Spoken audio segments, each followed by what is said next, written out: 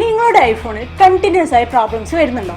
എന്നാൽ ഇത് ശരിയാക്കാൻ ഏതെങ്കിലും ഒരു കടയിൽ കൊണ്ടുപോയി കൊടുക്കരുത്. ഉറപ്പായും പണി കിട്ടും. നിങ്ങളുടെ ഫോണിലെ പ്രശ്നം എന്തുമായിക്കോട്ടെ, display change, battery change, board service, board swapping, unknown part message, അങ്ങനെ 99% ഐഫോൺ പ്രോബ്ലംസും ഇവിടെ സോൾവ് ചെയ്ത് തരുന്നുണ്ട്. മാത്രമല്ല 30 ദിവസത്തെ സർവീസ് വാറണ്ടിയും ഇവർ പ്രൊവൈഡ് ചെയ്യുന്നുണ്ട്.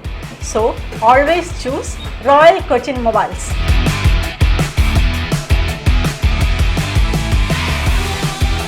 പൂഴംകുട്ടിയിൽ ഒഴുക്കിൽപ്പെട്ട് കാണാതായ യുവാവിനായി തിരച്ചിൽ ഊർജിതമാക്കി.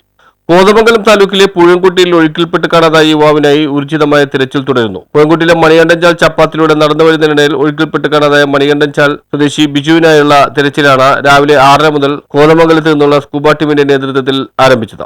NDRFന്റെയും നേവിയുടെയും സഹായം ലഭ്യമാക്കാൻ ആന്റണി ജോൺ MLA ജില്ലാ കളക്ടറോട് ആവശ്യപ്പെട്ടു. റവന്യൂ, ഫയർഫോഴ്സ്, പോലീസ്, ഫോറസ്റ്റ് അധികൃതർ രാവിലെ മുതൽ രക്ഷാപ്രവർത്തനത്തിൽ പങ്കാളികളായി. ആന്റണി ജോൺ MLAയും ഗ്രാമപഞ്ചായത്ത് പ്രസിഡന്റ് കാന്തി വെള്ളക്കയ്യനും രാവിലെ മുതൽ പ്രദേശത്ത് ക്യാമ്പ് ചെയ്ത് രക്ഷാപ്രവർത്തനത്തിന് നേതൃത്വം നൽകി വരികയാണ്. ഏതാണ്ട് 5 മണിക്കൂറിലേറെയായി ഫയർഫോഴ്സിൻ്റെ സ്കൂബ ടീമിൻ്റെ നേതൃത്വത്തിൽ ഇപ്പോൾ തെരച്ചിൽ തുടരുകയാണ്. രാവിലെ 6:15 കൂടിയിട്ടാണ് പ്രിയപ്പെട്ട ബിജു അവിടെ കാൽവഴി ചപ്പാത്തിൽ നിന്നും പുഴയിലേക്ക് വീണത്.